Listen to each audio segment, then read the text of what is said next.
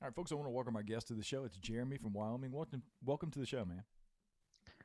Hey, how's it going?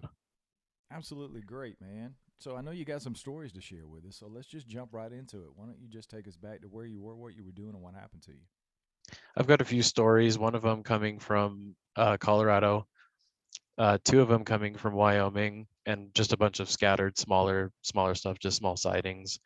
And then one story coming from Washington, Washington State. So starting out just from the origin, if you go back to the first one, that would be down in Estes Park, Colorado. Me and my ex-girlfriend had set up a hike. We were going to go on early morning hike. We wanted to get out, before sun comes up and a lot of people get there, so parking lot fills up. We were actually the first people on this trail, which was really cool. We said we got a hotel the night before and got it all prepped. We had headlamps and everything. We were ready to go. And this is a pretty steep climb. It actually is a summit, so it was going to be an all day thing, probably like 3 hours up, 3 hours back. So we decided to get started a lot earlier. And so we were getting out to the trail. We were the first people there. It was still pitch black. Like I said, we had the headlamps. We're going along really early on in the trail, and I really keep a thorough pace when I'm hiking. I love the workout aspect of it, so I really like to stay moving and I guess at that time of, I don't know, in the morning, it was kind of odd for me to be doing that. So something in me just kind of said, like, you got to stop and you got to turn around and wait, wait for her to catch up, and just we'll hold hands going through the rest of the way until the sun comes out. And that's basically my viewpoint of the story just on the trail itself. And I did attach a video that I'll send to you. It's actually a clip, and this is the weirdest thing, is because I just went over all these videos and pictures. I went over this, and because I was looking at the date, so I was like, I got to go back to the actual date, and I timestamp it, so I have all these different files from that one day. And I had some from like early in the morning. It was like four, like right when we got started on the trail.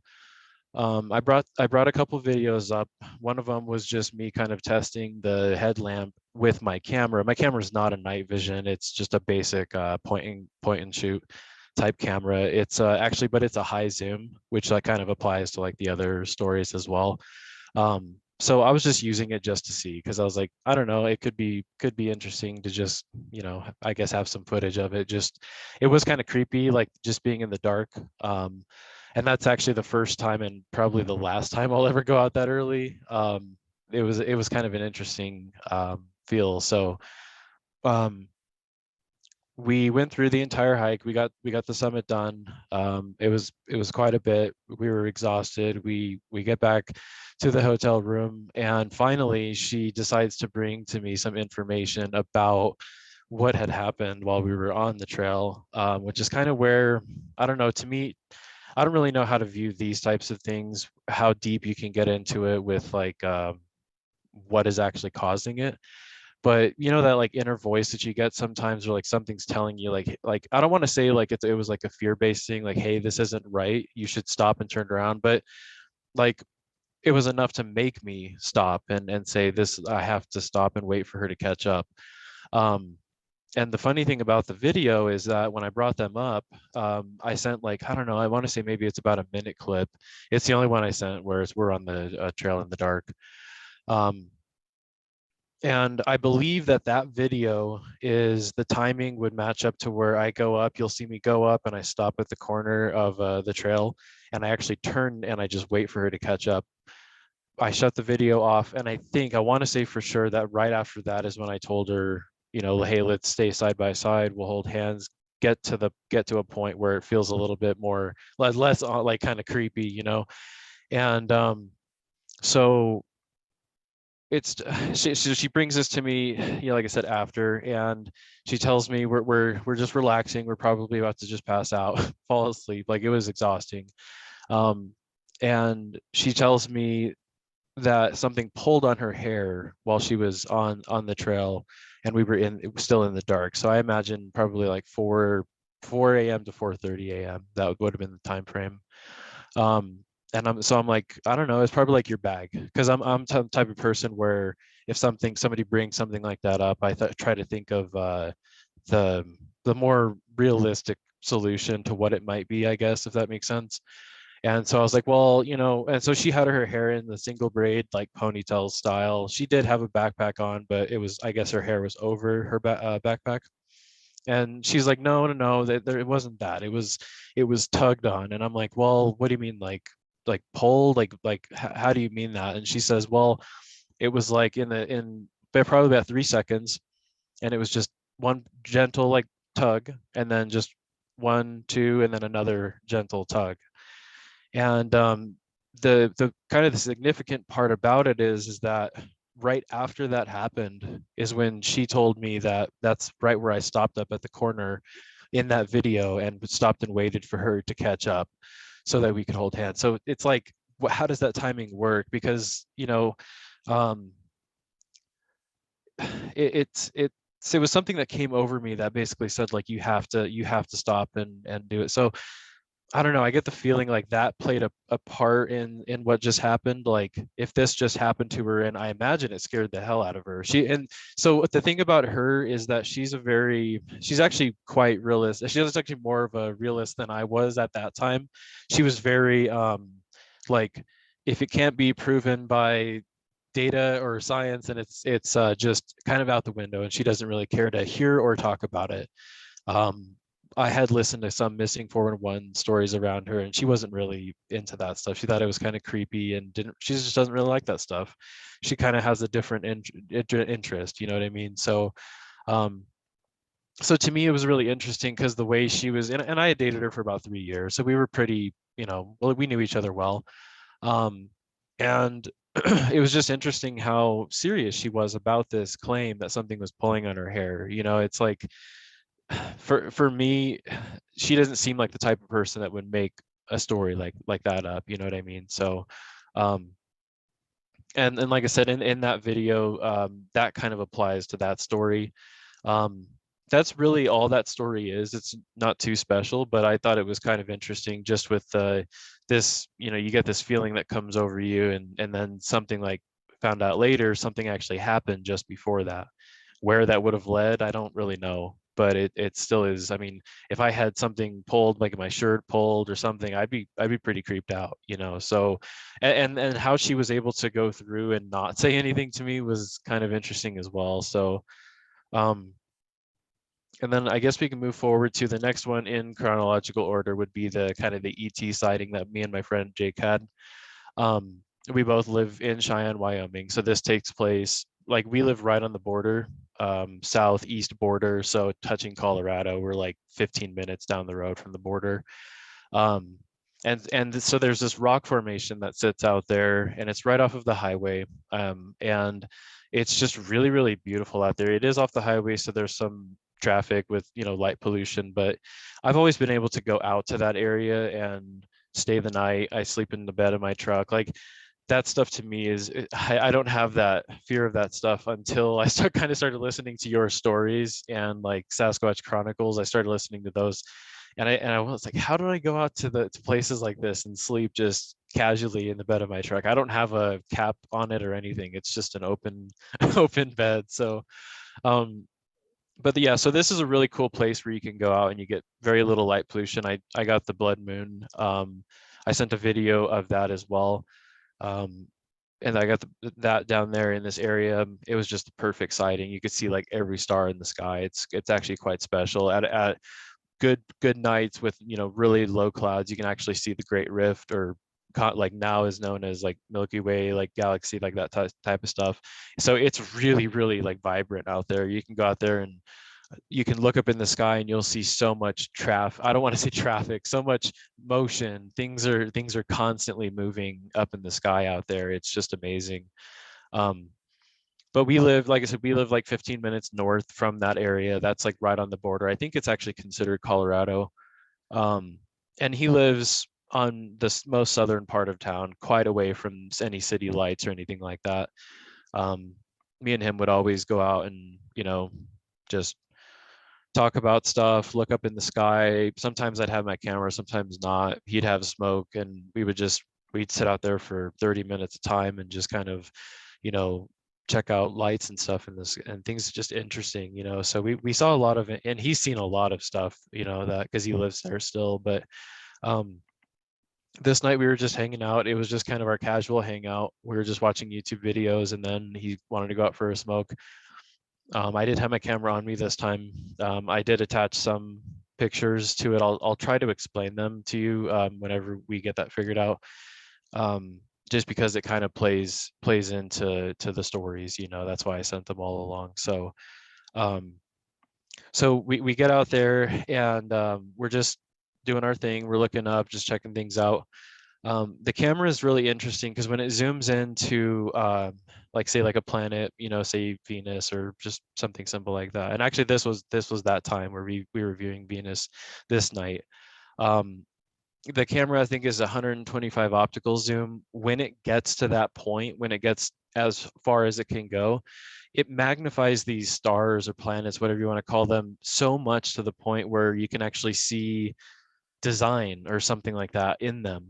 Um, it's really hard to explain. The best way I've been to explain it is that it looks kind of like a fractal design, if that makes sense. So similar, say like a snowflake probably wouldn't be the best idea, but it's something that you have you heard of the vegetable Romanesco and the Fibonacci sequence and all that stuff? How it kind of looks like it has that pattern on there. This is similar to that. And it's really cool because this star that we kept viewing has about it's really like a pearl white, like a bone white, but it has a ring around the edge of it. And then on the inside it has like 6 or 8, I can't remember which number it is, and they actually look like the inside of the seeds in a fruit. If you were to cut a fruit open, like kind of like kiwi or something like that. And this is fully magnified. This is as far as I can go. And it is just a digital camera, so it's don't think it's like a crazy telescope or anything. It's just a simple handheld camera, you know. But so we see this magnified. Now, the interesting thing about what we saw in the sky that was local to us looked just like that, but the magnified form, if that makes sense. So when we zoom all the way in and we see this design, this is something that we're seeing.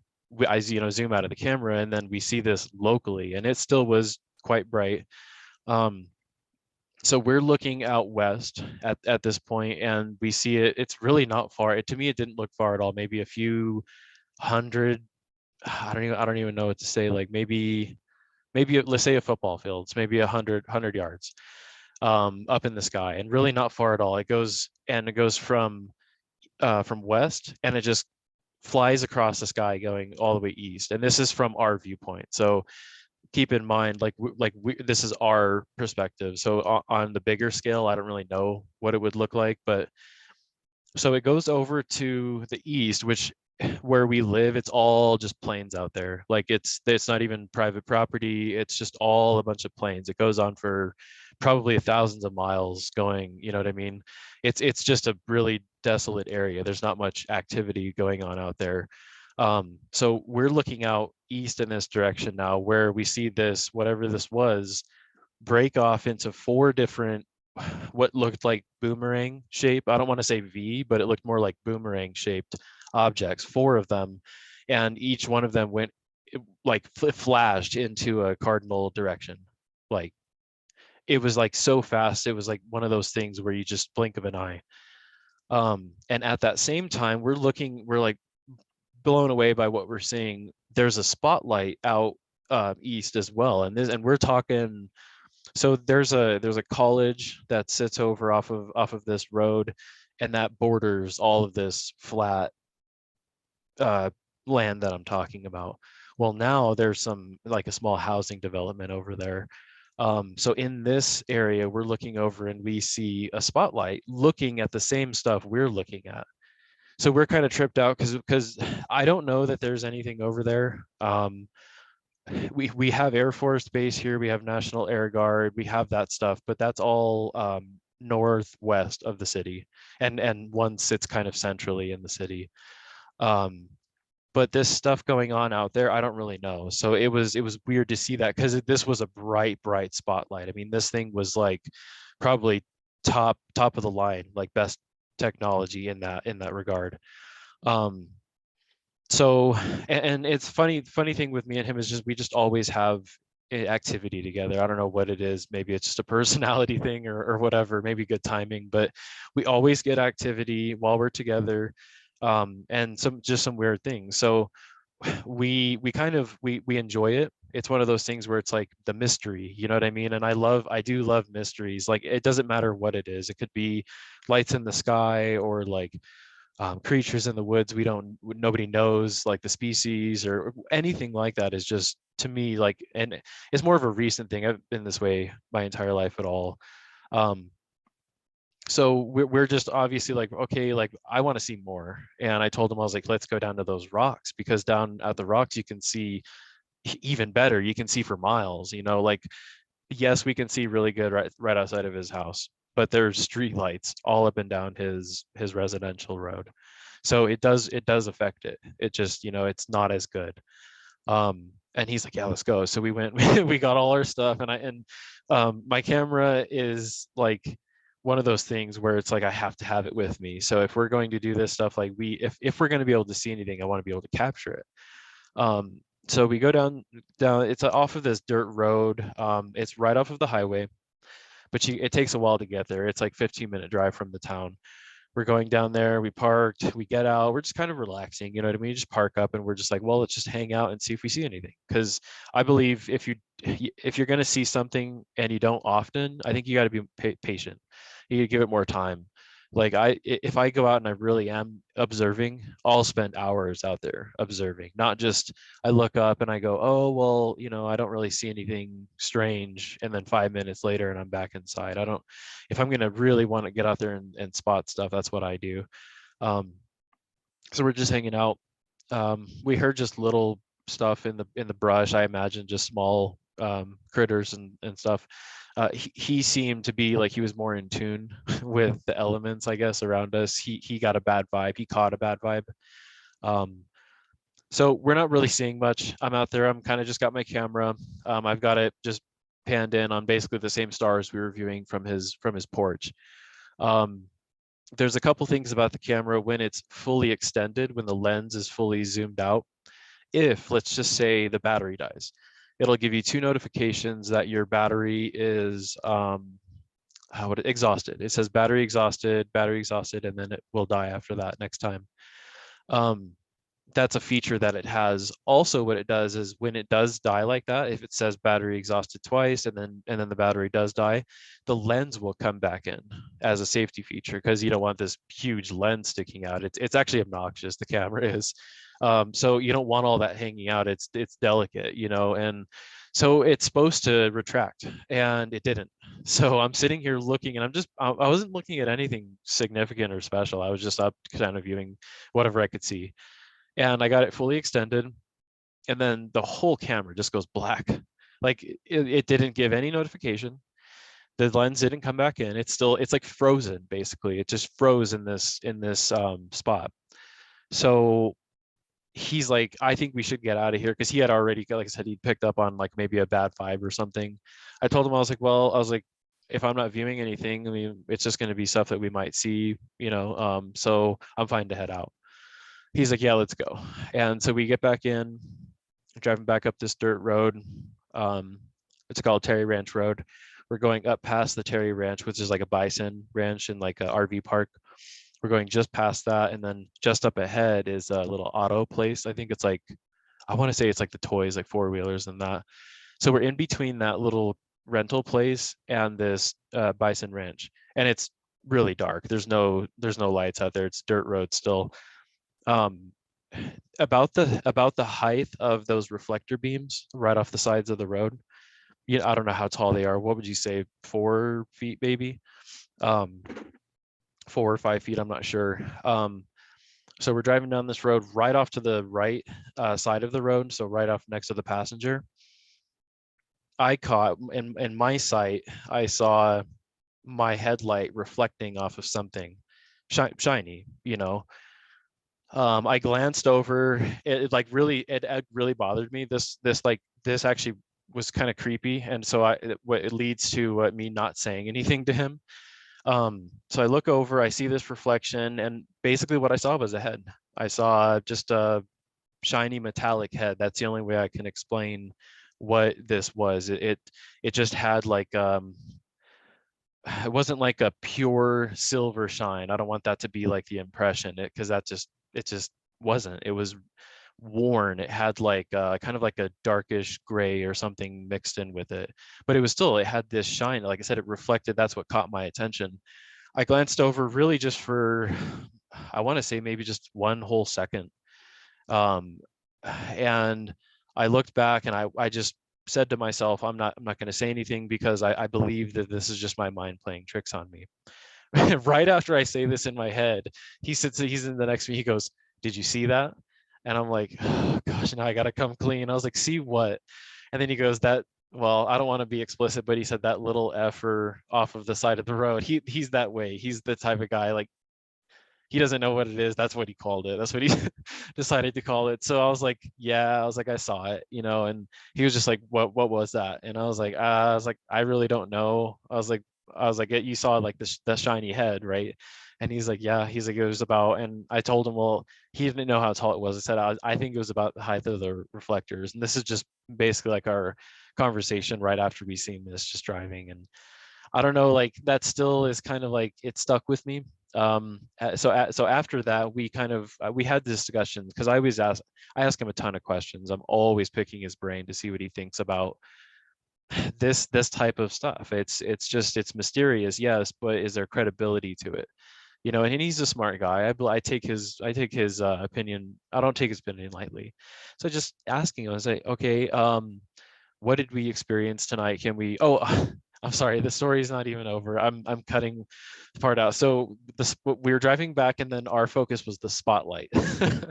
So we decided we want to know where this spotlight's coming from because we think that's kind of important. It's like if we think what we saw was special, and they think that was special. I mean, whatever spotlight they're using to watch it, we want to know who or what they are.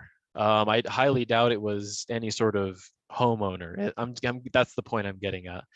So we decided to go out there and just kind of see. So we had to kind of trek across, like I said, this dirt field, and then it turns into a big dirt mound. Oh, and still my camera, not nothing going. We even plugged it in my truck. I have a charger. Plugged it in, nothing, dead. And I went home, tried to plug it in at the end of the night, nothing. And then the next day I finally got it to power on. So that to me was really weird because it's like that's my camera. I know my features. I know I've had my camera die in the worst situations actually when I'm doing video. Um, so we're trekking out there.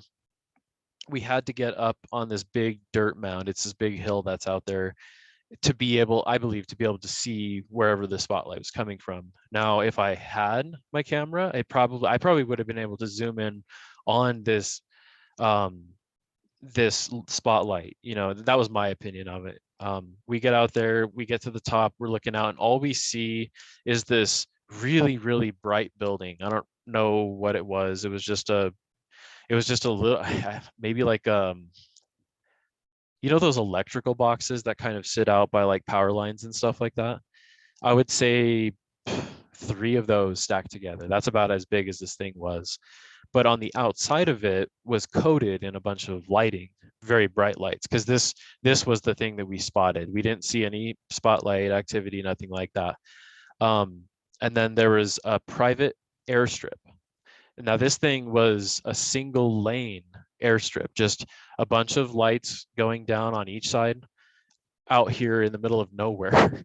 I mean, I guess it's not the middle of nowhere. It's still 10-15 minute walk from the town, so not too far, but um I'm like, okay, so this airstrip's out there and there's this spotlight and then they're interested in the activity in the sky. So that was really weird to us. I told him, I said, okay, well, all we can do is Google Maps the area and see what we find tomorrow. And he's like, okay, I'll do it first thing in the morning. Um, we get back, I check with him the next day. He says there's just nothing out there. And this is if you went to view it, say on Google Maps, you have the city of Cheyenne or town of Cheyenne. If you panned southeast, maybe, I mean, really not that far at all. Just over, you'd probably even see the dirt mound that's out there, the big hill. Just right over that, it was visible from there. The airstrip was, so it's really not far at all. I mean, this thing is, it would be visible to the city if there wasn't that dirt mound there. Um, so he checks and I was like, okay, well, what is the update on the map? Like, when was Google Maps updated? He said it was 2020. This is when it happened. Maybe, I don't know. I tried looking at the dates for him too. I think it was 9/19/2019. I thought that was really weird. I don't know much about numerology or anything, but I thought 9/19/2019 was a strange, um, type of thing. So that's about the ending of that story there, but it connects to a little bit later, and that's where February, Valentine's Day 2020 does come involved.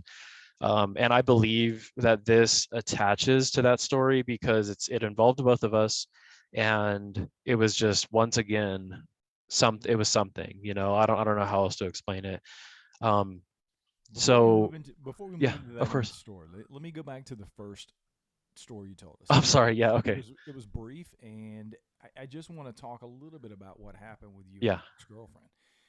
When this happened to you guys at the time, did she have an opinion on what happened to her? What pulled her hair? Did you have an opinion? Did you guys talk about it afterwards? Did you?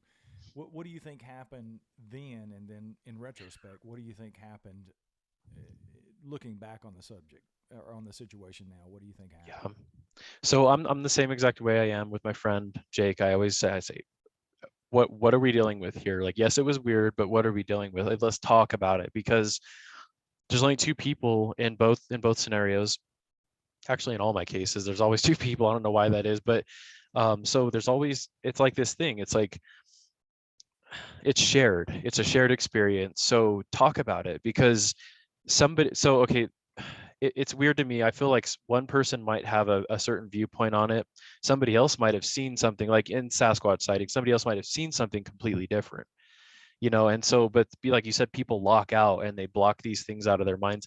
I think my ex kind of was one of those people. I don't really know. So yes, we talked about it. I was I was all over her about it because that's just the way I am. I was like, okay, like you like we were we were about to go to bed. We had just done this summit. We were about to go to sleep, and then she tells me this, and I'm wide awake. Like, I gotta know. Like, you gotta tell me what's going on. So, she's just so literal. She's very smart. She's very intelligent, and she is very like book smart. So her understandings of things come from history. They come from proof of record of something.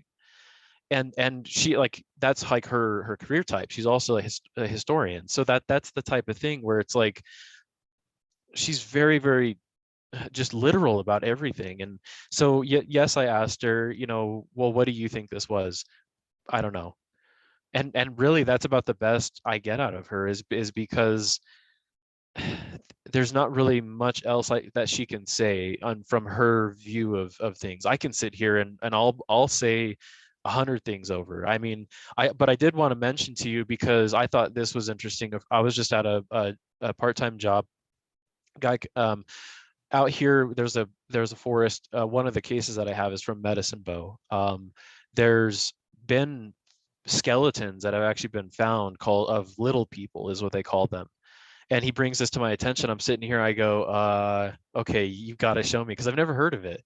And I'm really, Bigfoot has never been a topic to me until, actually, the way I found Bigfoot, even in general, was I was searching missing 411 David Paulides on Spotify. And then you have one of your titles that says missing 411 in it. And I listened to that episode, and I just went down the rabbit hole from there. I've listened to every single one of your shows, and I am now moving on to Sasquatch Chronicles. So I haven't listened to any of your other ones, so like the paranormal, and I haven't listened to that stuff yet. I'm sure it's good. Um, but so a lot of that stuff, like I said, to me is still kind of foreign. So at this time, I'm not really thinking much of anything. I don't know. Maybe I had such a view, like maybe a primitive view on these things. I thought maybe it was like ghosts or spirits. I really don't know. I didn't think about it. But so this brings me to like what kind of brought me back to the story. And this guy just brings up little people. Like, okay. And then my mom was talking about some podcast she heard where fairies were involved. And I'm like, okay, this is like, because I've heard of fairies too. I've heard of the little people. I've seen some videos on YouTube. I don't really buy it, honestly. They look like pure CGIs to me. Um, but so he shows me this video, and this is like an actual remain that these people discovered. They found the body in caves out in Medicine Bow, and Medicine Bow is like purely rooted with Native American history. Most of Wyoming is, I think, in general. I mean, Cheyenne is one. The town is right there. I don't know what origin Laramie is, but Medicine Bow is just, it's, you can just feel it when you're out there. That's old land, and I, I don't think they get a lot of traffic either because it's not really the area I went to is not really popular. It's actually kind of desolate. The trails are really nasty and bad. And this is the area where they found these little people in caves. And so he shows me one of the pictures, and it's a mummified little guy. I don't know how big, maybe 2 to, I want to say like 2 feet. I don't think they're bigger than 2 feet, but they actually did like a scan on the body and saw that it's like actual skeletal type of remains. So that's one thought. Um, a little bit more of, like I said, me jumping to my realist side was it could have been maybe like a chipmunk or something. I don't know. I just think of something funny, like a little critter maybe just had interest. She's had really, really long hair that went all the way down. You know what I mean? And I don't know. That's just more of a comical note. But I wanted to bring up to you. This was something I thought of the other day. Everybody always mentions like, you know, that if there is some like creatures or some things out in the woods, they're always evil. They're always evil. They're bad. They have ill intent. Well, in just our world, there's always good and evil. There has to be that co-opposite. It's everything is like that, like a negative and a positive. So my belief on it, and because I guess my perspective was more from the side of something inside me told me that I had to stop and let her catch up, and we can hold hands and get through the darkness together. And that part to me was like, I felt like I was spoken to. Like when I think of it now, I'm like, that was like a message or a sign, or I'm a big believer in like fate and karma and things of that sort. So I just picture, well, what if something was bad or something was going to happen to her that was going to be bad? Let's just say it was, I did bring up to her, I said, well, I mean, what if that moment, what if you would have just been up and disappeared, like one of these cases? Oh, that is one thing I did want to bring up. So I started freaking out after she told me, and I looked up all these videos trying to find out the trail that we were on, if there's any missing persons cases, and there was. So I got on YouTube and I'm just searched in Flat Top Mountain. Oh yeah, that's right. It's Flat Top Mountain Summit, and then it's Bear Lake Trail that sits at the base of the trail. Um, we went Flat Top Mountain, and this hiker, I can't remember his name, but he was a middle age, I think he was like 35, 36, went on a trail. He went the opposite way of us. So the trail that we went on was like kind of running north, northwest. His was running southwest, and very, very rugged terrain his was like, they have those difficulty levels on all trails where it's like insanely hard, and then another one is like not so bad. So his was like really rugged terrain, and ours was too. I mean, at some it's not easy, but his was like we looked at it and we said, no, we're not doing that. He goes out there just on his own. um and that's it. I mean, that's really as simple as it can be. He goes out there on his own. He's never been found. This is back in like 2000, and I want to say the story was like from 2015, and that's it. He's no remains. Nothing has ever been found. He's just one of these guys that have gone off and just vanishes entirely. And that's right near the trail that we're on. One topic, just that, because I know you probably know about the granite in Missing 411, how you have granite where things go disappearing. Well, this area, these two trails are so rocky. They're just filled. I mean, that's why, because it's kind of rugged terrain.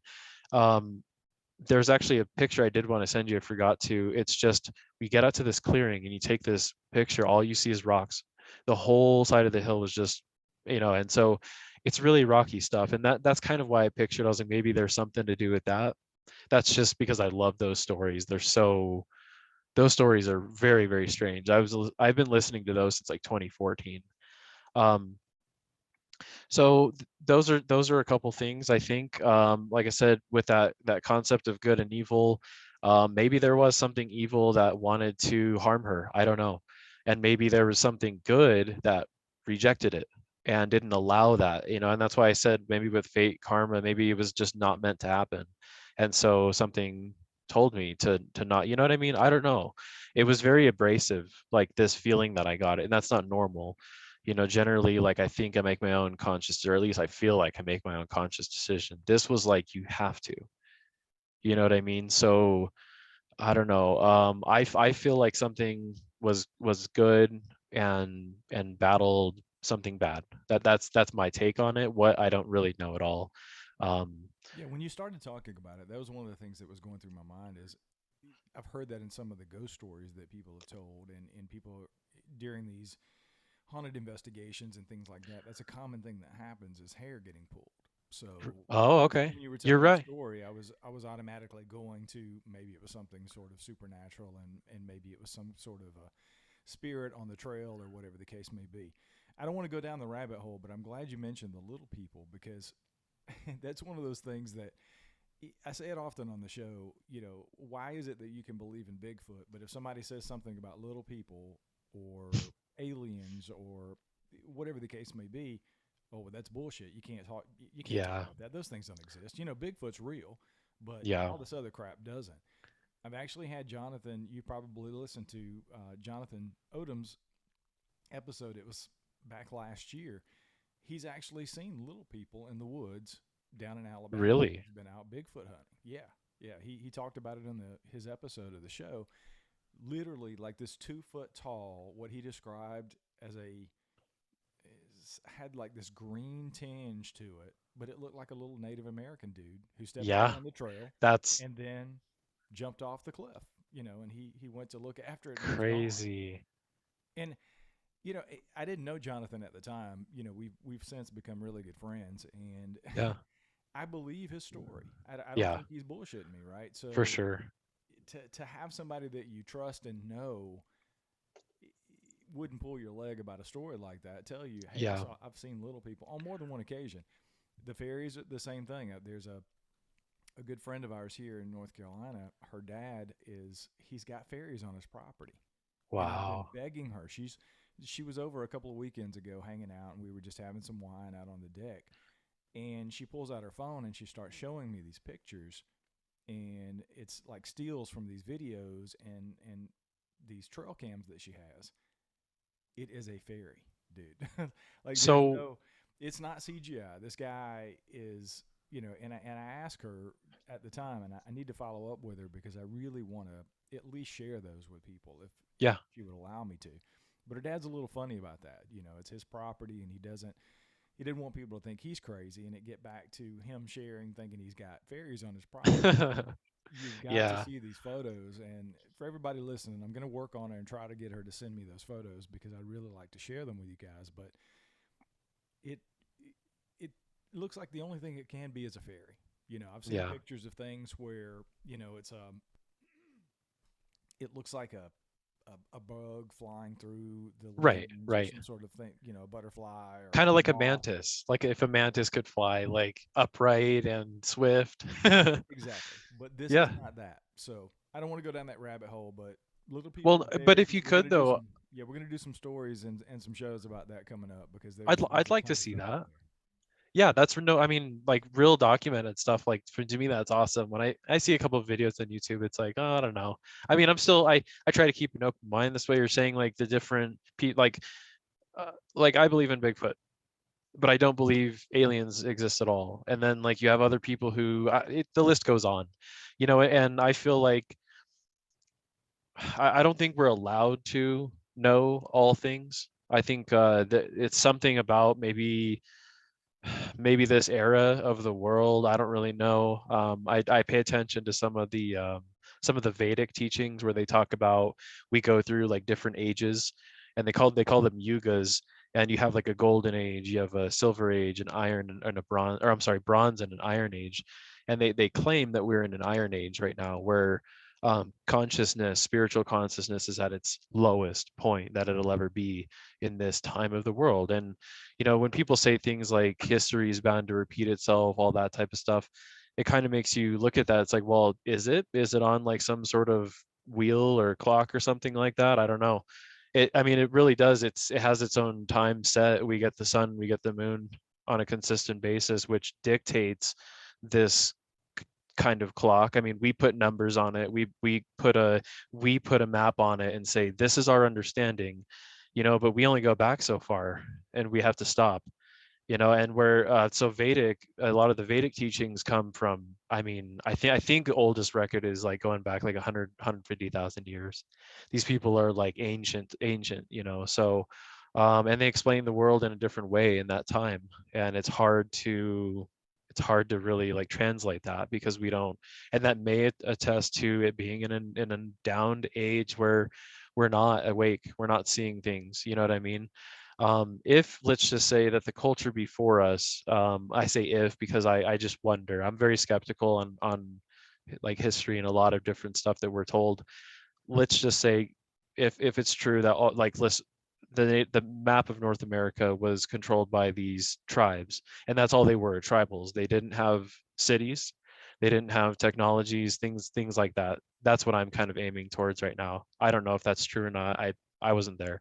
So if that's true, and these people had a very firm understanding of, say, Sasquatch or some man, wild man in the woods, I guess is what they refer to him as, but they always lived with the land, on the land, you kind of become more in tune with that type of stuff. I feel like now, if we're detached and we're in that dark yuga, and if we're detached from things, because I mean, I've got so many screens right here, I've got so many, all the technologies around me, and that's not counting like signals and stuff that this stuff emits, surrounded by it constantly when you're in the cities. And so maybe jumping back, and if we've spent like not just a few, like a week getaway in the woods, I'm talking like total detachment, like a year or two, would we start to see, like you said, fairies? Would you start to see little, who knows what? I mean, would all that stuff start to kind of, would our eyes adjust to seeing in the woods better, seeing at nighttime in the woods better? I mean, all that stuff could be possible, but how can we really know? I spend very little time out in the woods. I'm just kind of a hiker. That's all I do. Sorry, I don't want to go off on, but I could No, talk for hours. no, it's great. It's great. I enjoy it. And I've said that before on the show. I think people get lost in nature, and I think that's one of the reasons, like particularly with Sasquatch, that people don't have more sightings or don't see these things because they're in the environment, but they're not paying attention. Yeah. And I am so fortunate that I'm surrounded by equipment and what I use to do the show, but especially now that I've been able to do this starting to podcast full time, I don't have to go anywhere. And we live on 40 acres in the middle of the Yeah, woods here. So I start to, my mind is opening up, my stress level is down, and I you see feel it, more huh? things and I feel more things each and every day. So I'm so excited for the next couple of years to see what it brings. But let's get back on track because the listeners are probably already, they haven't even heard this and are emailing me telling me that I need to get back on track. So I want to go back to your second sighting and the Okay. ET. First and foremost, let's talk a little bit about the craft. I know you sort of said that this thing broke into several other crafts that were sort of Yeah, boomerang yeah. shaped. I'm curious, did you get a close enough look or a good enough look to see what like this thing looked? Was it metallic? Was it clearly a structured craft? Did it appear to be manned by something? Go give us a little bit more detail as far as what you saw. So everything I do is always going to be based off of some sort of um, what is it called? I mean, really, it's everything with the astro. So when I'm looking at this stuff, if I see any sort of indication that it's a manned physical object, it, that might not be the best way to put it. Something that I know. planes, helicopters. I don't even bother. I don't even look at it. So, you know, obviously you can look up, you can see, you'll see red, green flashing on planes. I think helicopters have kind of the same thing. We have a ton of planes, we have a ton of helicopters. Activity in flying in and out of Cheyenne is constant. It's just, it never ends. um, so I don't look at that stuff. I only look at things like what when I view stars. These are luminaries, you know, bodies of color. So this, and when you see the pictures, it might have a better kind of glimpse on what it actually, because it is a bright white light. um, but the weird thing about it is it looks just like Venus does when I zoom all the way in. But it's, you know, and that's why I was if that's like the best way of explaining it, when I'm fully magnified, I see this design on Venus. But this is what we saw local and flying across the sky. Was it still, did it still look like a star? Yeah, actually it did. And the pictures are kind of weird because I kind of wish I was doing a video at the time. You don't know that this stuff's going to happen. So we were photographing Venus just seconds before this happened.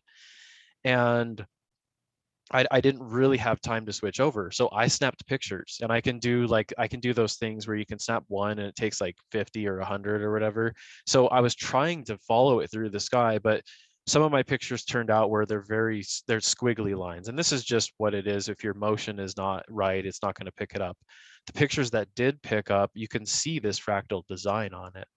So that's the most interesting part, is because it's like I'm looking, I don't know, I'm I'm not an expert on this stuff. I like it. I'm just interested in photography for that. So I don't know how far Venus is. That's no, I don't know that. I look up and I see this, but then I see this local. That's what was kind of, I mean, eventually what happened is when I said we were talking about it and I kind of asked him like what did we experience? He said that was a message. That was a messenger God or something like that. Just saying, hey, I see you're paying attention. Here I am, and here I go, or something like that. I kind of feel like it was personal as well, just because it was special. It actually like it really it changed my life. You know what I mean? It was one of those things where you can never actually be the same again because you've seen something that is not of this world, or at least to our knowledge, you know. So it was special for me. It wasn't like a fearful thing. I didn't feel scared. um you know, it was like it was actually something that was like beneficial to me, especially at the time. So All right, before we move on, let's talk about this creepy ass thing you saw on the side of the road. So, eh, you have this experience where you see these craft or whatever the case may be, and then you're driving away and you see what I'm assuming what you described to me sounds like a 4 foot, 5 foot tall gray alien. yeah, I mean, is gray, that I sort of where imagine. you've gotten to at this point? Did you get enough of a look at it? Was it too Yeah. fast to get any details, or is that pretty much what you're thinking that you saw? Yeah, so we immediately said it. You know, like I said, he's very blunt about it, you know, but I was kind of in the same boat. I'm like, well, you know, if I see something on my own, I'll question myself 1,000 times over. But when in my head, I was like, I'm not going to say anything to him. I'm just being crazy because we've seen some stuff tonight. This is just me, my mind adding something else to it. You know, we watch like movies all the time and we see like, you know, the aliens. So you have that image in your mind, you know, this was so real. You know what I mean? It was like, and that's why I feel like it was a message. The flying in the sky, 1,000 people could have saw that right off the side of the road. This was personal, and then which leads to the ending of the story. It's just that last little chunk that happened on Valentine's Day that it's just really it's just the cherry on the top because it was like it just helped us out so much. It was the one thing that we needed, I think, to say that yeah, we had a really good experience.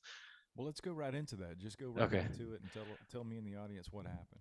Yeah, so specifically Valentine's Day, the reason why I remember is because my favorite well, not my favorite podcaster, but YouTuber Santos Bonacci was coming online. He was going to tinfoil hat with Eddie Bravo and I don't know, two other guys. And it was just going to be like a dream team type scenario. So it was a 3-hour video.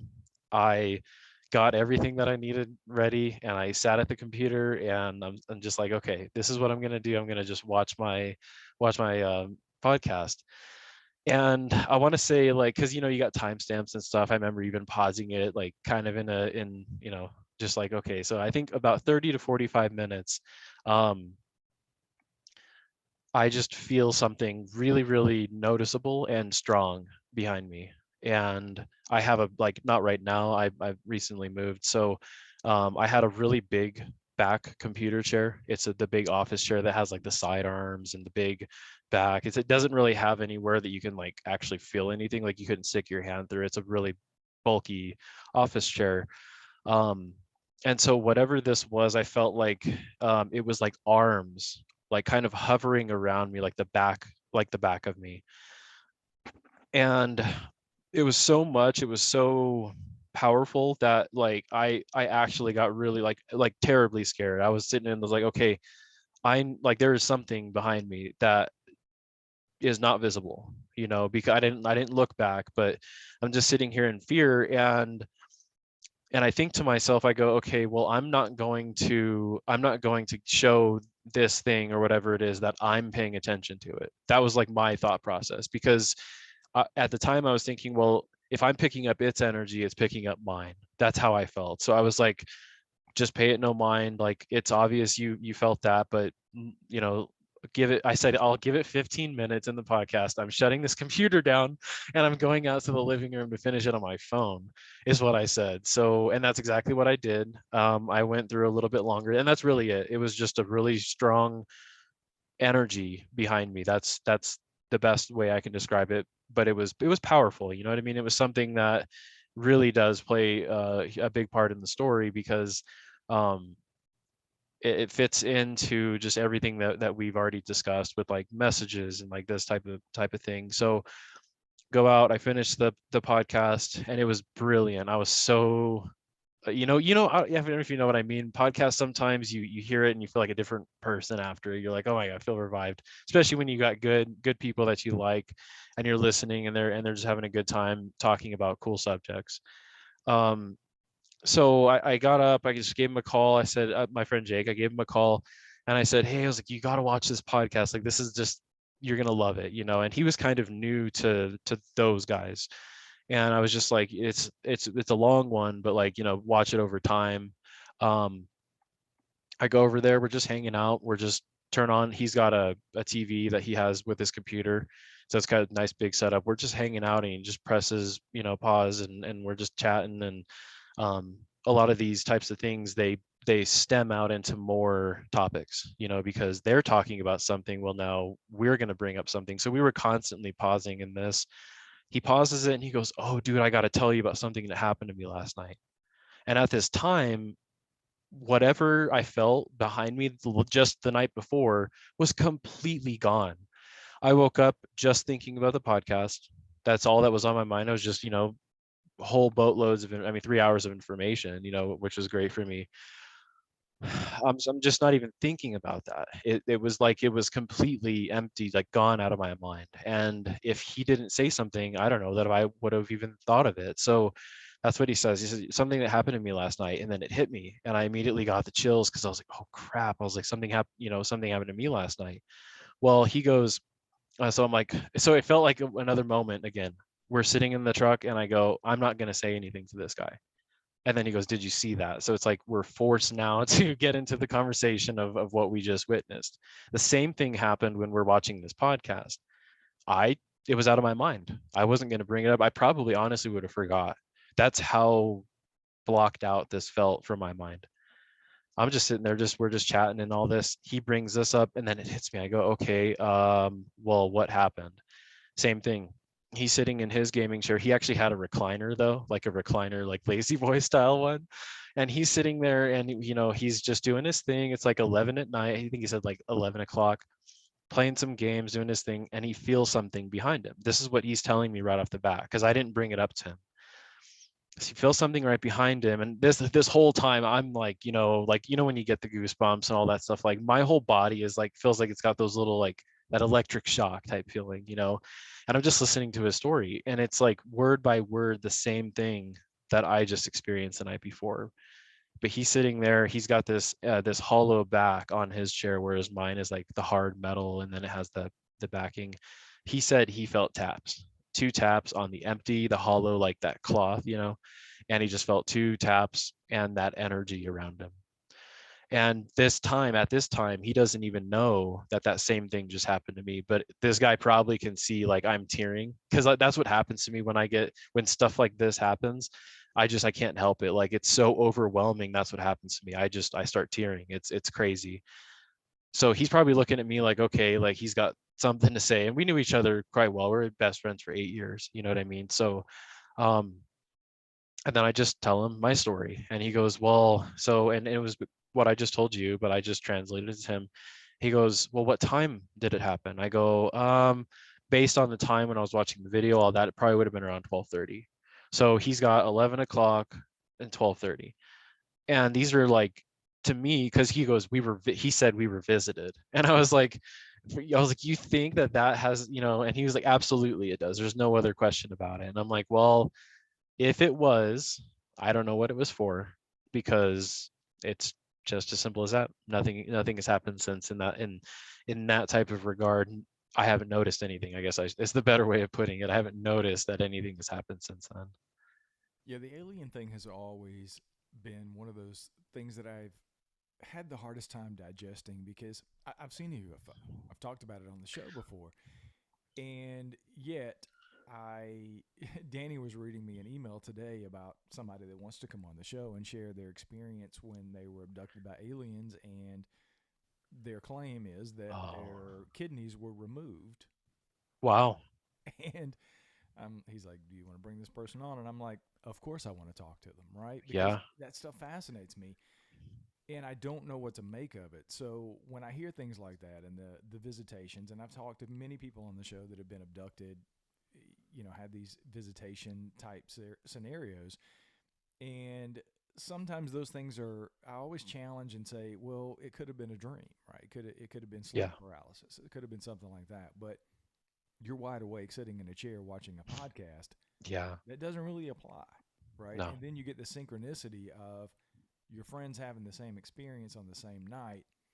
Either you're Yeah. full of shit and you're telling a lie, or something's going on here, right? Yeah. There's really no other option here.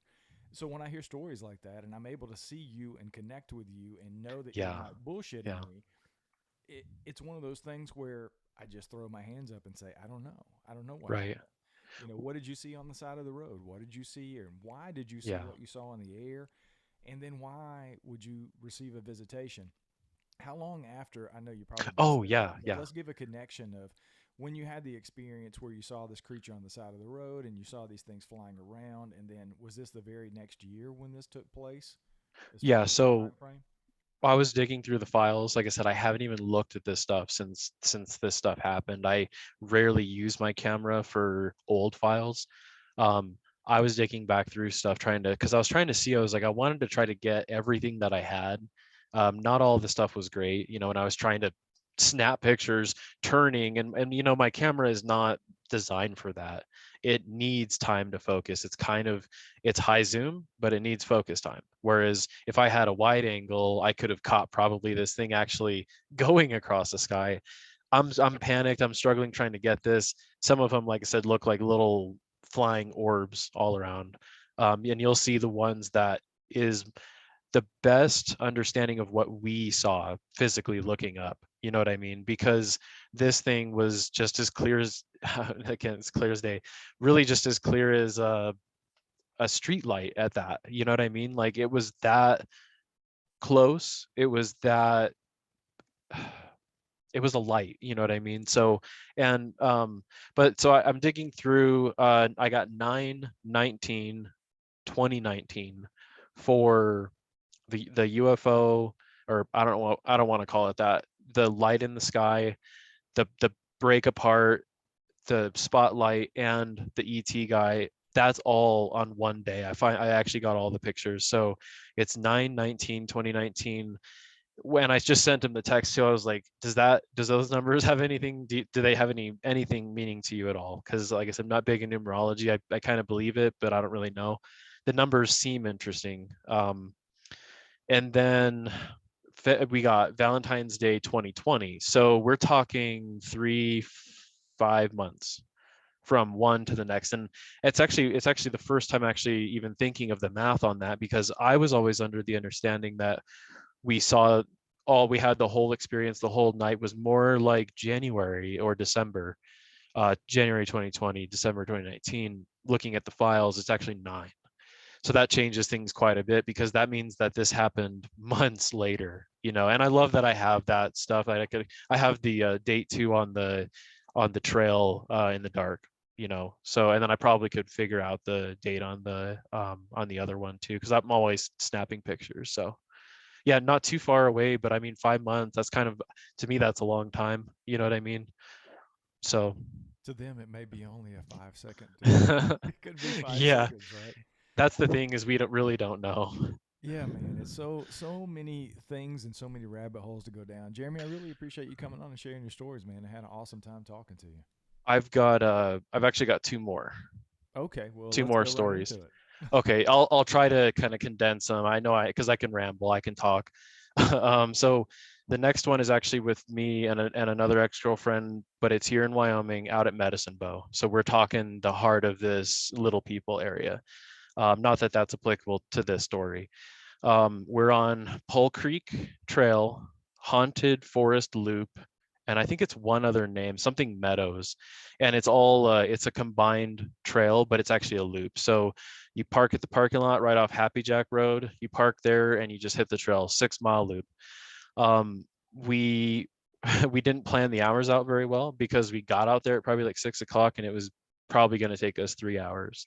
And that's me taking pictures at this time of year, June, I want to say. We got a lot of sunlight, because we had sunlight all the way up until like 9 o'clock, 9 p.m. And then that's when it started to get really, really nasty. So nothing weird on the trail at all. We actually saw a deer. That was really cool. Deer was just crossing the trail. I was fast enough to get a picture, but there were some beautiful, huge storm clouds that were coming over Cheyenne in the distance. So that was really cool. Nothing out of the ordinary though. We get to this really, really narrow part of the trail. There was the only other people that we knew were on the trail with us were some mountain bikers, and these people were zooming through the woods, and they were probably, we last saw them at like 8:45, and that was, they got back to their van. We actually saw them driving off. We're going through this really, really narrow part of this trail, probably only enough for a bike to fit through, really. So we're kind of walking on you can feel that mush in the ground next to you, all right off of trails. So we're walking side by side. I always have a firearm on me, and I never think about it. I just always have it. I never actually process that that thought process of actually having one on me. So we're just going along. It's really, really dark now. The sun is to the point where we're not seeing anything past 5 feet in the woods.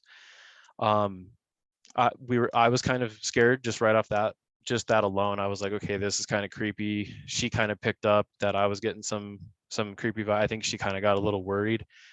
Right to the left of us, this is probably, I mean, the first or second tree in the woods right next to us. We hear two loud creaking sounds. Wood creaking is what I mean. So similar to like if you had floorboards, but a little bit more of that fresh tearing sound of wood. Like when wood is snapping or bending at any point, you can kind of hear it. It sounds like it's almost groaning or something like that.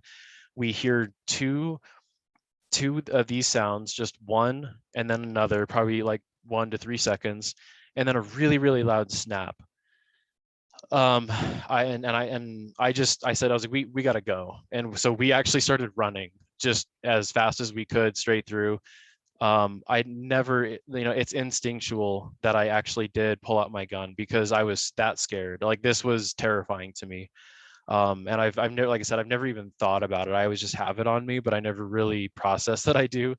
um, we haul ass right through the woods. We get out of there. We look the parking lot where the van was, where they left. It's a secondary opening to this trail. So we parked at the one that's further west towards Laramie, and so we still had about a mile to go, I want to say. after what just happened. So we look off to the parking lot to the right, and I said, I don't want to go through the rest of the woods. Do you want to just go to the parking lot? We'll go up to the Happy Jack, which is like a back highway. It's like 55 miles an hour. It's like we risk traffic and all this, or this danger in the woods, whatever this was. Um, and we actually did decide we go up the parking lot, go up to Happy Jack, and we just walked all the way back. And it was actually, I think it was a solid mile to get back. Um, so do you have any questions on that instance? Well, obviously, I know what you described sounds like a lot what a lot of people describe during Sasquatch encounters. They hear this tearing or this crunching or whatever the case may be. I mean, what did you think it was at the time, and what in retrospect do you think it is now? Yeah. So I asked her about it, kind of very similar thing. She didn't have a lot of interest in that stuff. Basically said she just doesn't know. But she was scared. I think she really got in fear when she saw that I was, because I was not okay, and that doesn't happen to me. I'm pretty calm, even in the woods like that in the dark. It's like, well, just deal with it. But so I asked her. I said, I don't know. I was like, I said, where did you hear this sounds? These sounds to me were up in the tree.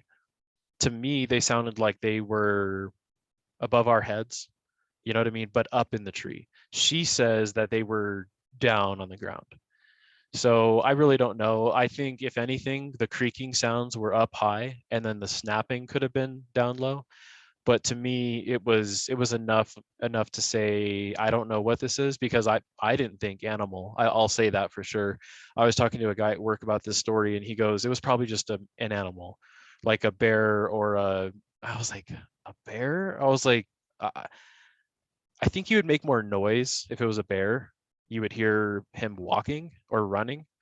And then another guy said it could have been like a cougar. I'm like, I just don't buy that. I don't know. To me, the sounds were like, they were intimidating. They were not like that. Animals don't really intimidate me like that. Like, if you feel comfortable with them, this what bothered me. This was terrifying. We ran.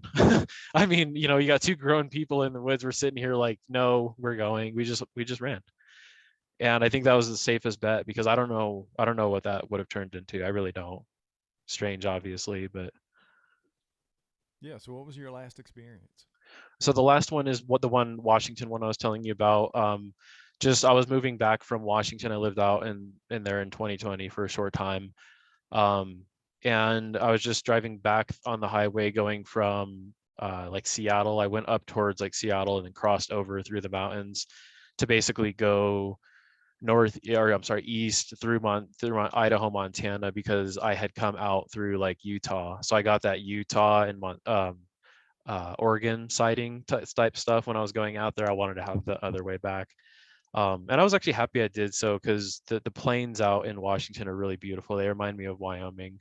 But I'm just driving. I got my guinea pigs with me. I had four girls in the back seat, and we're just rolling along. I'm listening to Veritas TV, listening to what is that guy's name? He was talking about the Nephilim, L.A. Marzulli or L.A. Marzulli. That was a really cool one. And I just called my buddy up, Jake, same guy, called him up and was like, I got to tell him about this podcast. It's just what we do. We always trade little things back and forth. So I called him up. I'm like, hey, I'm just listening to this stuff about, Nephilim. And I was like, I think it's cool, and I guess he's like this archaeologist or something. He's got a bunch of weird stories. We're just talking on the phone, and right out of the corner of my eye, this is flying up in the sky. This would be north, so I would imagine as far up north like Washington you can go. You know what I mean? So um, just driving by, see this out of the corner of my eye, it was enough for me to stop and really look off of the road. Like I actually like turned my head and glanced up there, because I'm sitting here and I'm actually like stopped. Like I slowed down and everything, and I was just staring at this thing, and I see it on, like, it was on fire. Like I really very plainly saw flames. Like this was because flames are only one way, and there's a natural occurrence. It's just flames when you see them. This wasn't any sort of weird lighting or anything like that. Flames flying for a little while, going north, and disappears out of my view. So what looks like this physical object to me, I'm looking at this could be maybe a meteor or something like that. If it was on fire, I don't know if that's what happens, but if that's what it was, that would be a physical object that's flying through the sky. This thing just vanished, and that was really weird to me. That was something that was like, once again, I get that chills, I get the tear in my eye, and I'm talking to him on the phone. I'm like, dude, like this was crazy. He's like, what did you see? Because with me and him, it's just so common. And that was really about it. It wasn't anything crazier than that. It was just another flying object. Well, I have to ask this question, right? Every time I have people on the show, a couple of shows back, I think it was the show that I did with the Glitch in the Matrix show, Uh-huh. and I think it was Mark or Mike from Ohio, and he was telling the story, and I got this guy that sent me this angry message about the questions I didn't ask. So, Mm, and I get that often with I get into these stories and I get into these conversations with people, and I don't always ask some of these questions that maybe yeah. in retrospect I think about, but I'll ask this of you. This will be my last question for you, and I've asked this to other people in the past because this is something that comes up often. People who have multiple experiences, right, with different things. Maybe it's a Sasquatch sighting and then they're abducted by aliens, or they live in a haunted house. And the more I've talked about it on the show, I've said it out loud before. I think I was talking to Doug Hychek and I mentioned it to Doug. I'm like, I'm that guy because I've seen a UFO. I've had what I believe to be encounters with Sasquatch, and I've lived in a haunted house. Haunting, So, yeah. so it's all these things, right? So my long-winded question to you is, why do you think it is that you and your friend Jake continuously have these experiences? Why do you think you are the chosen ones, for lack of a better term, to have these experiences? What do you think causes that? Do you think it's just the open-mindedness Um, that you have, or is there something deeper that goes along with it? I don't really think so chosen ones maybe because if it was like I do feel like it was a message. I do feel like it was really personal. So there's something to that. Why I don't know. Um, my entire life growing up, I was a proud non-believer, if that's my best way of putting it. For most of my life, I was that way. Probably up until like age 23. Yeah, probably like 22. I just stuff. It was kind of like my ex-girlfriend. If stuff wasn't couldn't be proven by numbers and science, all this stuff, like if it wasn't proven and said as this is true, this is fact, this is false, then that's what I based my belief, or my, I guess, my disbeliefs on. And then firstly, back in 2014, I started really kind of opening my mind to a lot of different things. um Missing 411 was actually one of the first things that I ever came across. Me and my mom were actually hanging out and we saw Missing 411. We clicked on it and kind of just went down the rabbit hole with those stories. um I think from like right there on, my ability to, or my want to even be open minded really expanded, because I go, that's weird. But that's weird not in the sense of like you're saying aliens exist, you're saying this exists but you can't show it, or whatever. This was something that's like physical but also unexplainable, and it's very real, right? I mean, we know that people are going missing constantly in not just national parks. He's all across the board now. He's got college students, hunters, the list goes on with this guy. He does good work. So that's really what started all that stuff. And then I started listening to Veritas TV, which is excellent podcast. A lot of those people really, really broke that concept to me, where I say, okay, like you said, you hear this person talking and they're telling their story, and it's like, I don't, how can I say that they're wrong? If it feels wrong to even think like that. I don't know if somebody, I mean, for if for 23, 24 years of my life I never even once thought about things of the unknown, it how can I say? Because there's so many people who live their entire life that way, who don't never think of things outside of the box from what they see, and is like what they get. There's a lot of things out there, I think, that people just really aren't paying attention to. But I think one other thing is that we pay attention. We're constantly looking out in the skies, and out here it's a lot easier. I hear of light pollution, and I get it. People can't really, if you're in a city, good luck, because you're probably not going to see much. I did see one weird thing out in Omaha, Nebraska, in the city, which was really cool. It was kind of another one of these just flying orbs. I kind of like to call it that, flying orbs or flying light. I don't really know. Um, I did want to touch on one other thing that may play into some, maybe I don't know if somebody has something similar. This goes back to probably when I was like 21. Very, very simple story. I was doing janitorial in a bank, one of our classic banks downtown. It's like a built in the like right when Wyoming was founded. This is like one of the original buildings for downtown. And I was just in the lobby of the bank, just vacuuming. I always wore like a long sleeve or something that kind of curled up at the elbows, and I feel like it like a warm, like the warm touch of a human. You know what when it's like it's not that I'm feeling like something brushed up against me off the outside of my clothing. This was a touch, a real actual warm hand, and it was a female's hand just on my bicep, my right arm. And I, like I said, I actually had a hoodie on this night, and it was pulled up, the sleeves were right up there. So it felt so real. I'm thinking to myself, okay, well, I went to the first logical thing. I was like, okay, well, our we had a lead in the building. Her name was Natasha. I was like, I'm gonna look over and just see where this girl is at. So I look over, other side of the lobby. So now I'm sitting here like, okay, I didn't really it stuff like that. Like I said, didn't really concern me. It wasn't. I didn't have that even as a mindset, but it was something that still sticks with me today. I mean, I still remember that that warm. You know what I mean? It's like that's different from if you felt something like brush up against you or tug on your hair. This was like lifelike, but nothing was there. You know what I mean? So, and that's really like the last like weird thing that's happened to me, or at least that, like I said, that I've noticed, because I know that strange things are happening all the time. I think we don't pick up on a lot of it.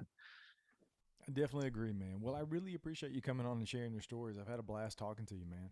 Of course, I'd like to stay in touch. I have more pictures, videos, strange things, like I said, are happening all the time. So I also wanted to let you know too, I got an RV last year, and I'm planning on kind of moving out southeast.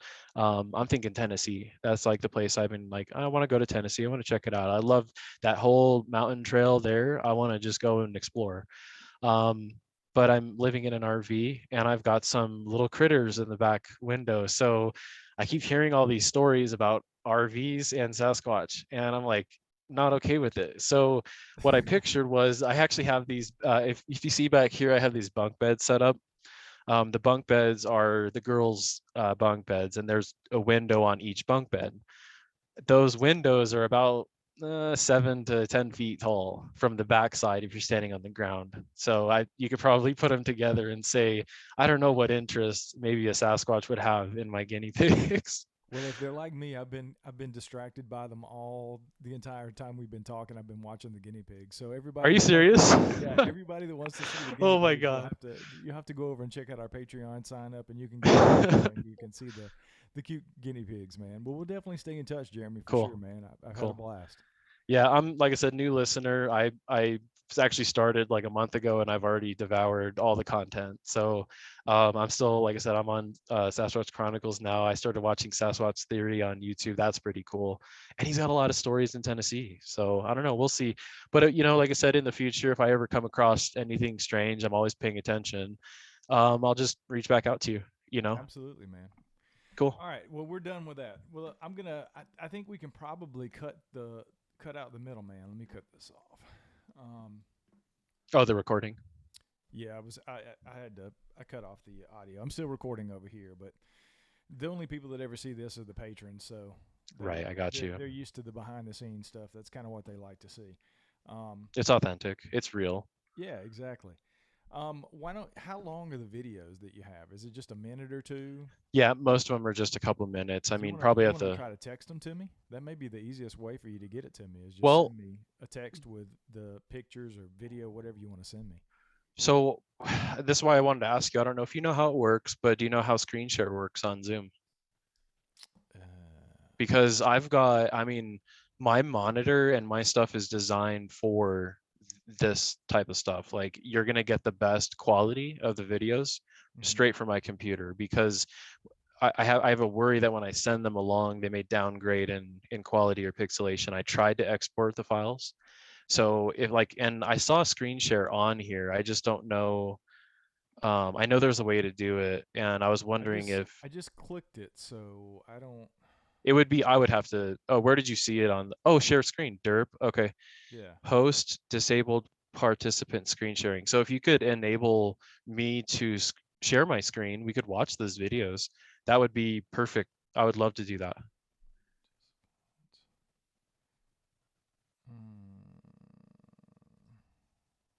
Let me try that.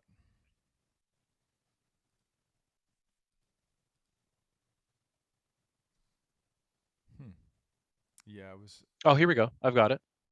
okay. I thought I clicked it Okay. earlier and I didn't. So what I'll have to do is I will open up my file explorer. I'll get the videos loaded, and then I'll have to screen share the actual tab. That's the way this works. It looks like it's kind of like Discord. So, and Do we're you still, use Discord? Because I just got into it. I was I thinking do. about creating something for the show because I had a listener. She told me about it off air, and she was like, "You really need to do that." And I was like, "Well, I don't even know Oh, what the hell it is." yeah, Discord's cool. I think most people use it for gaming. It's big groups gaming. You can set up lobbies and you can jump in and out of the chats. An admin of the chat could actually move people in and out of chats if they wanted to. It's group friendly and you can have a bunch of people conversing. I think it's a great idea. It's I think fun. she said Tony Merkel from the Confessionals had he had set up a Discord. I couldn't find him over there. I just started playing with it yesterday. So Yeah, to me it's easy going. It's you can set it up for free.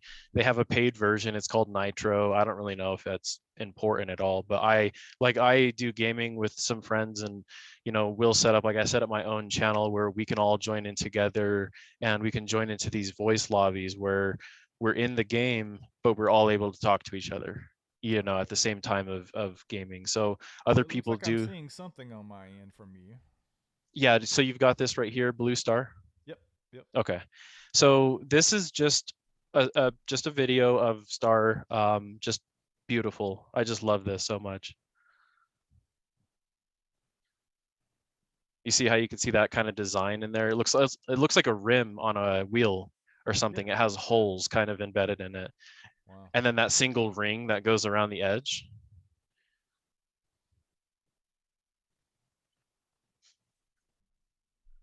Yeah, there we go. I mean, look at that. Isn't that beautiful? That's wild, man. It's changing colors, and I wonder too, because they say like the dance of the stars, the dance of the zodiac, makes you wonder if this is what they're referring to. This thing is changing shapes, colors, and it looks beautiful. It looks almost like water or something. It looks like it's made of water.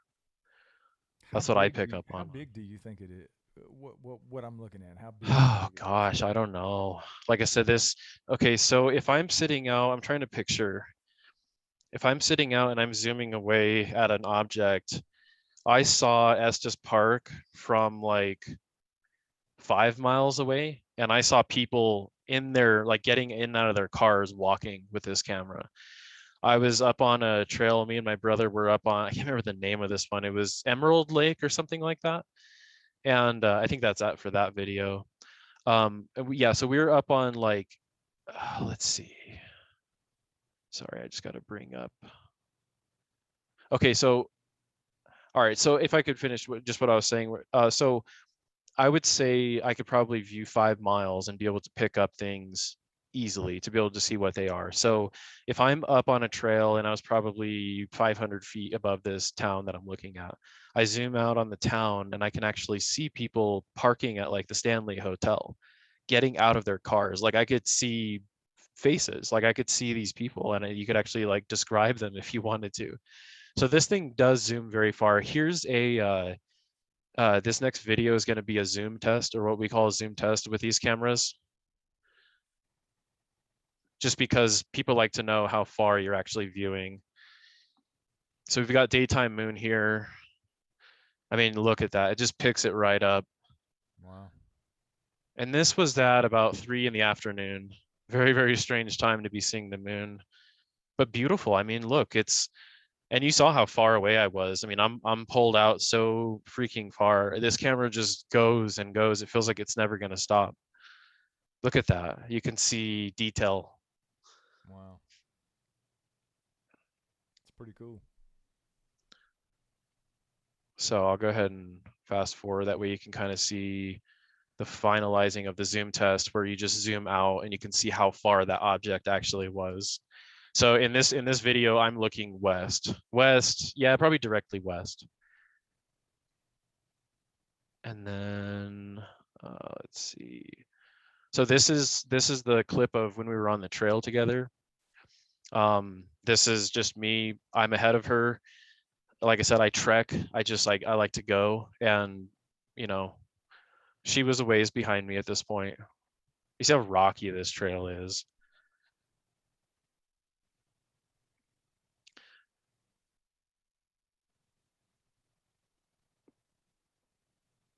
So about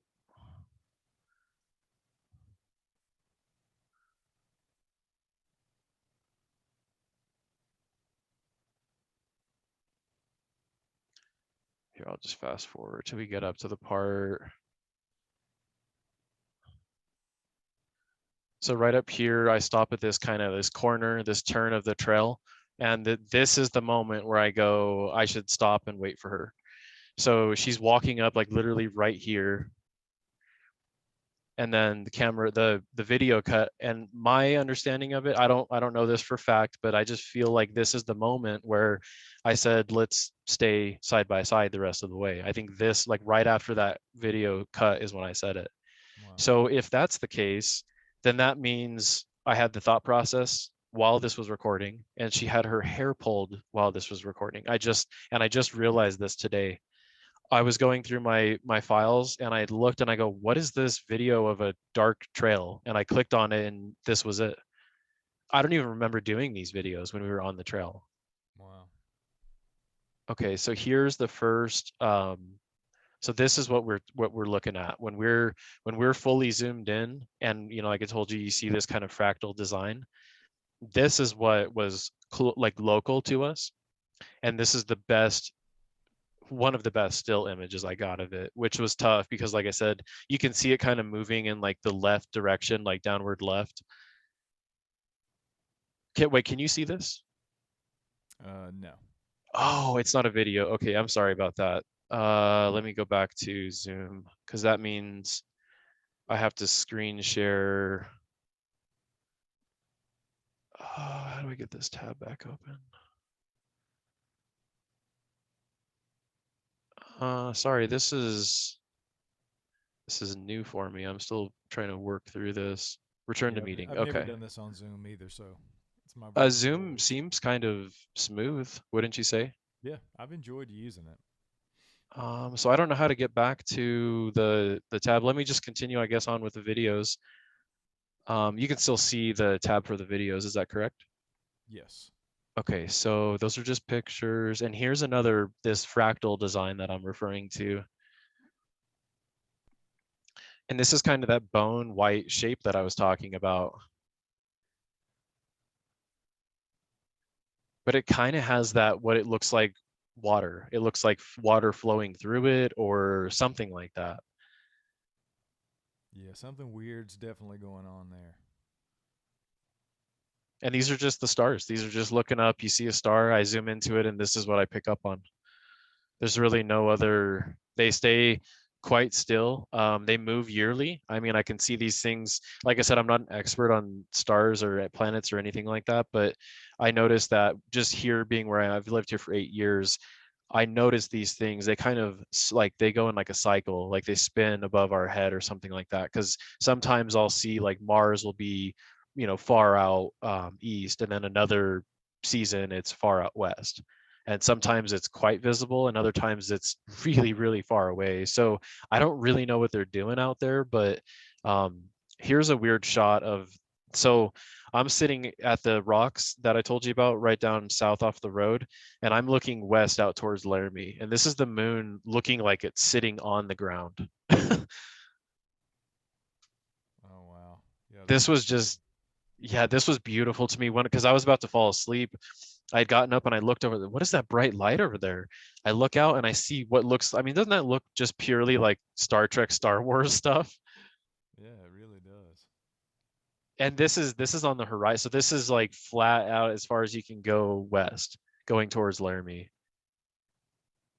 Um, so here's another. There's a couple more videos of the stars in these colors, and look at how this one doesn't really have that fractal in like inner design. This one is like changing shapes, changing colors constantly. I see like blue, red, green, yellow. I see like the whole color spectrum in this one. Yeah, it's changing shapes and colors. That's really Yeah. cool. And then here's another one. This one wasn't as good. This one's kind of, I want to say this was Mars if I remember correctly, but it's dull. It must have been very far, far that time of year. So yeah, the video doesn't really get much better than that. And then the last one is this one right here. Just beautiful. Yeah,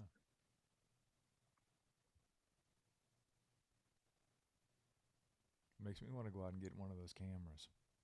They're not bad. They're $1,000. Okay, so stop share. I want to see if I can. Okay, so that's what did it. I had to stop the screen to be able to share a different screen. I gotcha.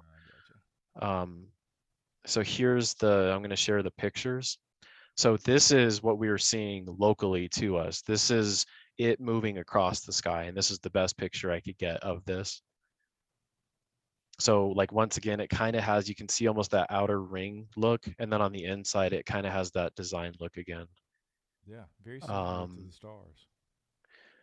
and that's what's so weird about it is I'm looking at the stars zoomed, like what you're just seeing is zoomed in, fully magnified. That's as far as the camera can go. You can actually hear it struggling to get the last few zooms because it goes 125 and then it goes 1.8 and then it goes 3.0. And when it gets to 3.0, if you don't have a steady hand, you're not going to be seeing much of anything. Um, so that's that one. Then there's this, and this is in my recollection. I have the files. They go in order. From when I take a picture, it'll be like 4157. Then this would be like 4158. So this is that same thing you just saw, but moving more to the left. And as you can see, it has more that motion where I couldn't focus on it. So it has like that trail look, which I don't really like. But this is it was bright. This thing that broke off into four was bright, just like this. So the camera picks up on that kind of like that bone look, and that's really not what it looked like in person. In person, it looked more like this. And then here's it again. And this is when it's already gone fully on the east side of us and it actually stopped. I'm able to I look don't at think my this. picture changed. It looks like the same one that I was just looking at. It stayed the Um, same for the last two at the oh, I'm bottom. so sorry about that. I'll have to reshare each time I do it. So sorry about that. So this is the second picture. This is the Okay. one where you can see it and it kind of looks more like a trail. It has like that where it's leaving like a light trail. And I get that. That's just the camera saying I can't focus on this right now. Right. Um, but this is more what it looked like in our view. It was a brighter light. It didn't have that bone look to it like the last picture did. Um, and then this is the third picture, and this is when it's over to the east of us now. This is about where I would say the spotlight is when not when we noticed the spotlight, but when in the area that it was. So it comes over to the left of us, which is to the east, and I'm looking at this now and I snap this picture. And then the last one, I'll have to stop sharing. That's something I'll have to get used to. So flying object 4 and okay, so sorry, I'm a little slow with this. I don't see this one.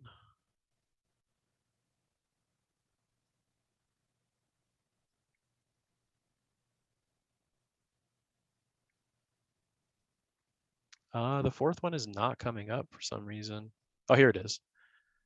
Okay, so there's the last picture I have. And this is, so when this picture was taken, I would say that this is the last picture that I have until we went down to the rocks. So when we went down to the rocks, it was just kind of scattered. I kind of looked through the pictures and nothing was really that special. But this is like the final picture. I'll try to zoom in. You can kind of once again you can see that little, it looks like the wheel right there. Yeah. So it's just so strange. Like I said, these things to me, it just makes me wonder, why am I seeing this? It looks like design. It looks like it's and I go to that, I lean towards that because I'm like, that looks like it's perfect. It looks like it's created. You know what Yeah, I part of mean? me as I'm looking at it, I'm thinking, is this pareidolia? Because I'm trying to pick out what looks like shapes and something that may not be there, but it's clear to me. I mean, even before you zoomed in, I could see the it's almost like a perfect circle. Number one, Yeah, that was the first thing that struck me. It was really, really perfect, perfectly cylindrical.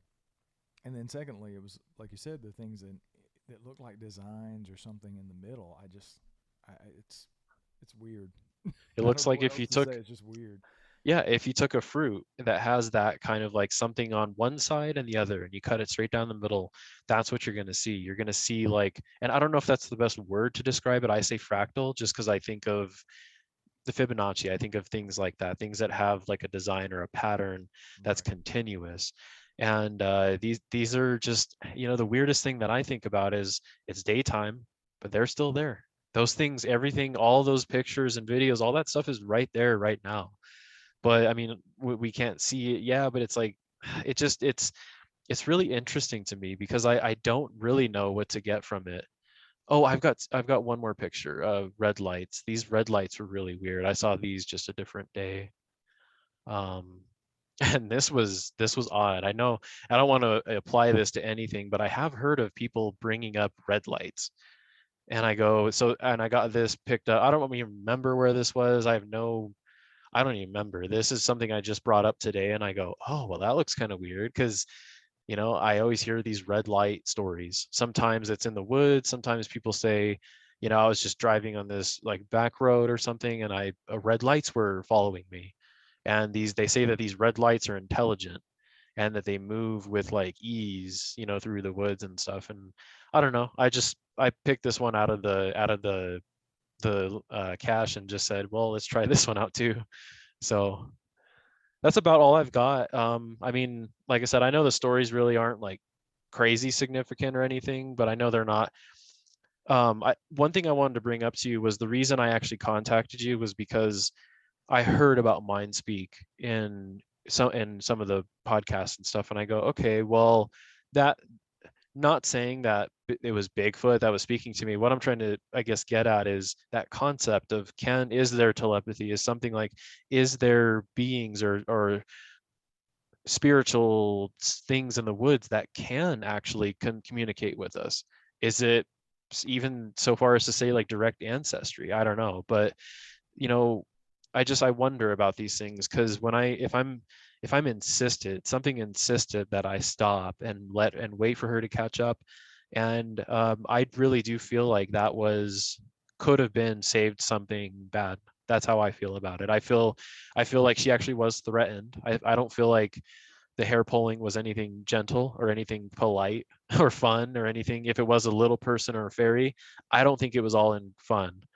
um, Another thing I did want to touch on is just point cases in like 411. They say that they target people that are like highly intelligent. My ex was brilliant. She's such a smart woman. She's just every part of her personality. She's really, really intelligent. So and I knew when I met her too, it was like she's set apart from the rest. I just knew because she was old school. She read books, she had a flip phone. Me and her met like not long ago, and she still had a flip phone. She's just old school. She likes to, like I said, read books instead of browse Facebook. You know what I mean? So this is a really, really smart person. And she had some ancestry that I hear gets targeted a lot as well. I don't know if you've heard of the ancestry or blood type, things like that. She Oh was yeah. actually full ginger. Um, so she had like that. I want to say she was Scottish though, but she had like Scottish bloodline. She's tall, beautiful, like really like the ginger hair that's like outstanding. You know what I mean by Right. that? Right. So those things are kind of like the story. The story case is like sometimes they go after. I don't want to say they. Whatever's taking people has this criteria almost, and it's like, why else did David, sorry, point out low intellect, high intellect, elderly, people with disabilities, people with weapons? I mean, the hunter scenario is kind of overlooked, I feel like, because they have guns or they have weapons. You know, movie I watched this the other night. It actually has, who's that guy that does the classic Bigfoot? The picture that you have in the background there, it's the Gimlin, Bob Giblin Hmm. is in a movie, a Bigfoot movie. I can't remember the name of. Oh, Man versus Bigfoot is the name of it. It's a Right. good movie. I actually recommend it if you haven't seen it. I haven't seen it. It's on Tubi. It's free on Tubi. Tubi is just a free stream. Definitely recommend it. It's a beautiful movie. It was done really cool. Um, and one of the things in it is that they show this Native American guy walking out, and he's got a lantern, and he's got a knife, like a Bowie knife, and that's it. Oh, and a trapping cage. He was going out and trapping rabbits or chickens or whatever. He's going out there. He's got this, and then he sees the camper, who is what the main character. His brother went out into the woods and then got lost. He's missing. Brother goes out to find him. He's camping out there and comes across this Native American guy, and he's talking to him, and he goes, "Well, don't you?" Because the Native American guy told him that a hunter came out and actually shot a Bigfoot, killed him, and the Sasquatches, what do they call it when they mourn? They actually mourn the body, and they became very agitated at guns. So the Native American tells him, "Well, you have a gun on your hip," and he goes, "I do for my protection." And then he's like, "Well, I don't." He says, "I have a blade, and it knows that I'm no threat to it." And I thought that was really interesting because I go, well, hunter cases, he made an entire book off of the missing 411, the hunted.